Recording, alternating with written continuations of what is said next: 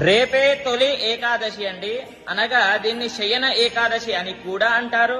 అయితే 17 జూలై 2024 బుధవారము నాడు వచ్చింది. అయితే మనము రేపు ఏం చేయాలి అనేది ప్రతి ఒక్కరూ తెలుసుకోవాలి. చూడండి, దానికంటే ముందు ఈ యొక్క తొలి ఏకాదశి ఎప్పుడు వస్తుంది అని అంటే ఆషాఢ మాస శుక్లపక్ష ఏకాదశిని తొలి ఏకాదశి అని అంటారు. అయితే ఇక్కడి నుండే మన హిందువుల పండుగలు ముఖ్యంగా ప్రారంభమవుతాయి.